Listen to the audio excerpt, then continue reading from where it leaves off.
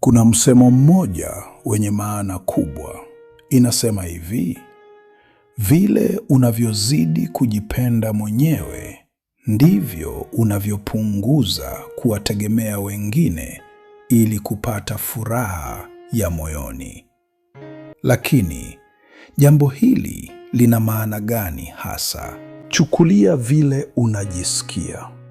Yaani hisia zako ni kama betri. Kama hujui jinsi ya kuichaji betri yako wewe mwenyewe, utakuwa unamtafuta mtu kila mara ili akuchajie betri yako, akupe nguvu.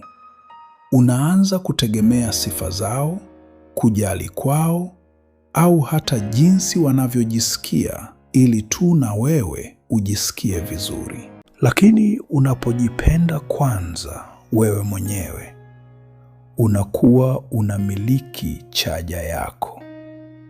Unakuwa na msingi imara kwenye maisha yako. Hili ni jambo la muhimu sana kwa wazazi na walezi. Kwa sababu wazazi na walezi ndio ramani ambayo watoto wanaitumia kujenga maisha yao wenyewe. Leo tutaangalia jinsi kujipenda kunabadilisha malezi yako na maisha ya baadaye ya watoto wako. Watoto ni kama sponji inayonyonya maji. Watoto hawasikilizi tu kile unachokisema. Wanaangalia kile unachokifanya.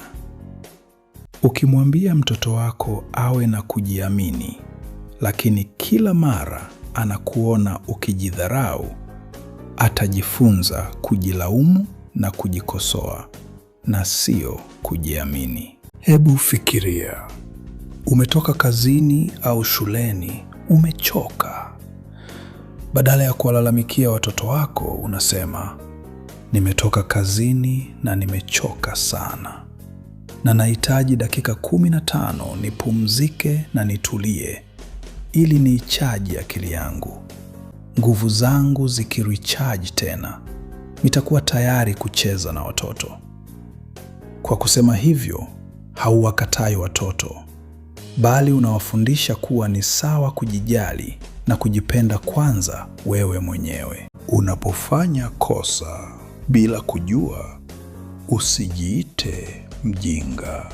Sema kwa sauti, oho, nimekosea. Lakini kila mtu hufanya makosa. Nitajaribu tena tu. Watoto wako watajifunza kwamba ukifanya makosa bila kusudi, haimaanishi kwamba wewe sio mtu wa thamani. Watoto wako wanapokuona ukijishughulisha na kufanya hobi yako au kitu unachokipenda, wanajifunza kuwa furaha ni kitu unachojitengenezea mwenyewe na sio kitu unachosubiri wengine wakupe ndio uweze kupata furaha. Je, umewahi kusikia msemo huu? Huwezi kutoa maji kwenye kikombe kitupu. Mzazi anapojipenda mwenyewe, anaweza kutimiza mahitaji ya moyoni ya watoto wake zaidi ya mzazi mwenye kuzidiwa na mawazo na anayejipuuza na kujidharau. Kwanza kabisa, upendo wako kama mzazi au mlezi unakuwa ni zawadi kwa watoto wako na sio biashara. Kama unategemea tabia njema ya watoto wako ili ujione kuwa wewe ni mzazi mzuri au mwema, basi utakuwa unawatupia watoto mzigo wako wa hisia zako au hali ya moyo wako. Mzazi anayejipenda mwenyewe anajiona ana thamani, hata kama tabia za watoto wake zina changamoto. Hali hii inakusaidia kubaki na utulivu hata mtoto anapopiga kelele au kusumbua. Unakuwa kama nanga yao, kwa sababu boti yako haizami pamoja na ya kwao. Ya pili, hii inawaruhusu watoto wako waanze kujisimamia wenyewe. kwa sababu tayari wewe mzazi au mlezi una amani ya moyo. Hautamng'ang'ania mtoto wako abaki kama mdogo milele au akutegemee kwa kila kitu ili tu ujione una maana kwake.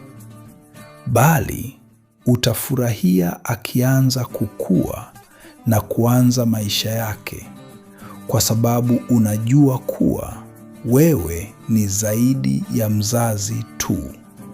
Una maisha yako na ndoto zako pia.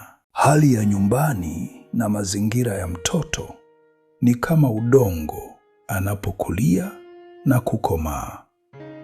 Nyumba inapoongozwa na mzazi anayejitambua na kujielewa mwenyewe, mazingira hayo yanaeleweka, yana utaratibu, yako imara, hayana mabadiliko ya ghafla na ni salama. Nyumbani kukiwa na hali ya utulivu, akili ya mtoto inakuwa tayari kujifunza mengi. Ile sehemu ya mbele ya ubongo wake inayomsaidia kuelewa mambo vizuri na kwa haraka inapata nguvu na uwezo mkubwa sana. Lakini kwenye nyumba ambayo wazazi wanayumbayumba kihisia au wanategemea watu wengine ili wapate furaha, mazingira yanakuwa hayaeleweki. Akili ya mtoto inabaki kwenye hali ya kujilinda, ambapo sehemu ya ubongo inayohusika na hofu inakuwa macho wakati wote. Kuwa na nyumba yenye furaha sio kwamba kila kitu kiko perfect au hakuna matatizo. Ina maana tu kuwa wazazi, walezi na watu wazima kwenye hiyo nyumba wanajua jinsi ya kujitengenezea amani na furaha yao wenyewe bila kuwategemea watoto au watu wengine. Na hiyo inamfanya mtoto awe huru kuishi maisha yake ya kitoto bila kubeba mizigo ya wakubwa. Huyu mtoto akishakuwa mkubwa, anakuja kuwa mtu wa aina gani? Anakuwa mtu anayejitambua na asiyeyumbishwa hovyo. Ni mkomavu, akizinguliwa na mpenzi au akipoteza kazi, ndiyo atahuzunika, sawa. Lakini hawezi kuchanganyikiwa na kupoteza mwelekeo, malengo na ramani ya maisha yake.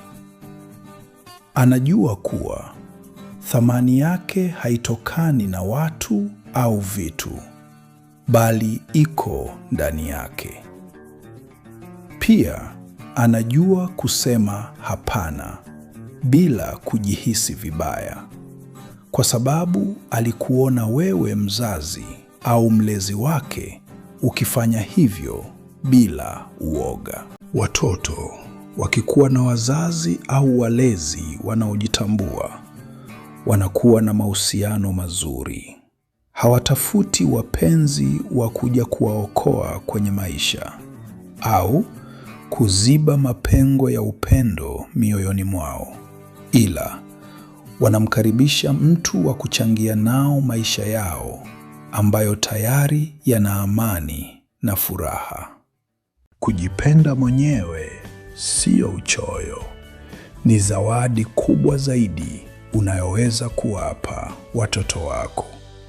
Unapojijali mwenyewe, kama vile kuchaji betri yako, yaani kujituliza na kujifurahisha, unawafundisha nao jinsi ya kujijali. Hauwaambii tu kwamba wana thamani, unawaonyesha kwa vitendo jinsi mtu anayejitambua na kujithamini anavyoishi.